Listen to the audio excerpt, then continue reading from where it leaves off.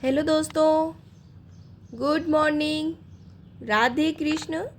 कैसे हो आप सभी? उम्मीद करती हूँ आप सभी स्वस्थ होंगे।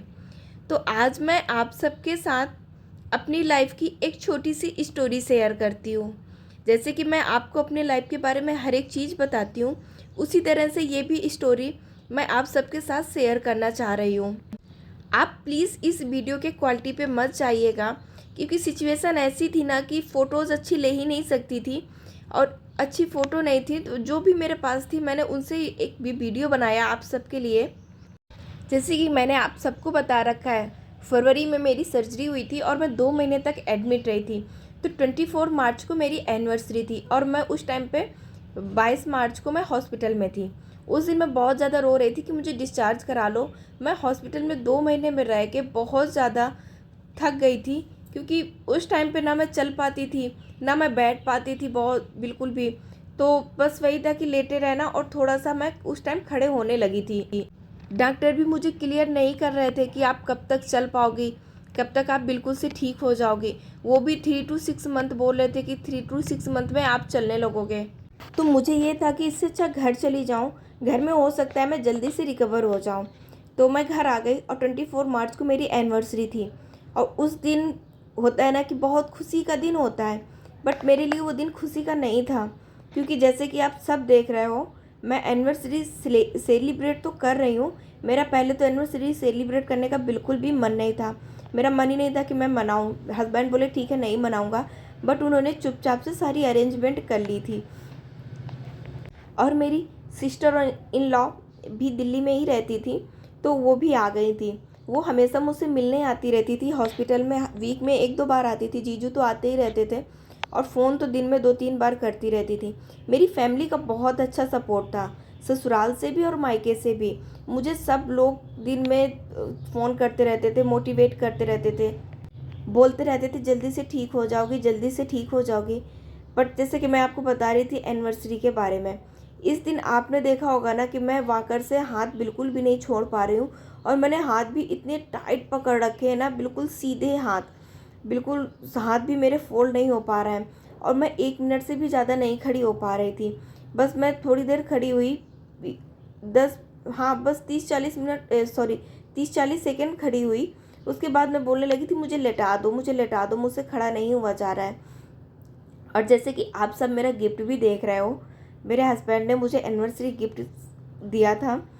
बट मुझे इस गिफ्ट की ना खुशी नहीं थी बिल्कुल भी, क्योंकि वो ऐसी मेरी सिचुएशन थी। मुझे बस लगता था मैं कितना जल्दी ठीक हो जाऊँ, चलने लगूँ। पता नहीं मैं कभी चल पाऊँगी कि नहीं। मैं पैर ज़मीन पर रखती थी तो मेरे पैर बहुत ज़्यादा काँपते थे। मैं मुश्किल से 1 मिनट भी नहीं खड़ी हो पाती थी, चल तो पाती नहीं थी बिल्कुल भी, बस थोड़ा सा खड़ी ही हो पाती थी। बस वैसे ही मैंने अपनी एनिवर्सरी सेलिब्रेट कर ली थी। तो कहते हैं ना कि भगवान टाइम के साथ साथ सब कुछ ठीक कर देते हैं। उस टाइम मुझे ऐसा लगता था कि शायद मैं कभी नहीं चल पाऊँगी अब। बट अभी आप देख रहे हो, फरवरी से लेके आज में कितना ज़्यादा फ़र्क हो गया। अप्रैल तक मैं बिल्कुल नहीं चल पाई। हाँ 20 अप्रैल को मैं यहाँ पे आ गई थी हस्बैंड के पास, क्योंकि हस्बैंड की भी 2 महीने की छुट्टियाँ ख़त्म हो गई थी। तो वो अप्रैल में 1 अप्रैल को वापस आ गए थे। और फिर मेरा भी वहाँ पे मन नहीं लगता था, मम्मी भी चली गई थी, बस नानी और भाई थे। तो नानी भाई सारा दिन मैं बस ऐसी बेड में ही पड़ी रहती थी। उसके बाद से फिर 20 को ये मुझे जाके लेके आ गए थे। जब मैं यहाँ पे आ गई तब मैंने थोड़ी थोड़ी वॉक स्टार्ट की और अपनी एक्सरसाइज मैंने खड़े होकर करने स्टार्ट किया, जिसकी वजह से मैं जल्दी से रिकवर हो गई। तो मैं आप सबको बस यही बोलूँगी कि आप सेल्फ मोटिवेट रहिए। आप जितना खुद को मोटिवेट कर लेंगे ना, आप उतना जल्दी ठीक हो जाएंगे। आप हार मत मानिए। आप बस सोचिए कि मुझसे होगा क्यों नहीं होगा, मैं कर लूँगी। मैंने खुद चलने की उम्मीद छोड़ दी थी।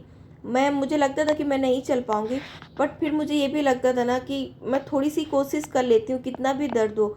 और जब मैं चलती थी, आपको मैं बता नहीं सकती हूँ मुझे कितना ज़्यादा दर्द होता था। वो दिन ना मेरे लिए नर्क के बराबर थे। और 25 को होली थी, तो 24 को हम लोगों ने रात में होली भी खेली। जीजू से मैं बहुत रिक्वेस्ट कर रही थी कि जीजू प्लीज़ आप कलर मत लगाइए, मैं तो चल नहीं पाती हूँ, मैं कैसे अपने फेस को क्लीन करूँगी, ना मैं नहा पाती हूँ, और आप इतना ज़्यादा कलर लगा रहे हो तो मैं कैसे क्लीन कर पाऊँगी। पर जीजू माने नहीं। दीदी बोली साल में 1 बार होली होती है, सब साफ हो जाएगा। मैंने भी सोचा कि चलो ठीक है, जल्दी से खेल लेती हूँ। फिर मैंने होली खेली सबके साथ में। फिर खाना वाना खाया, दीदी जीजू चले गए। उसके बाद मैंने अपने फेस को क्लीन किया।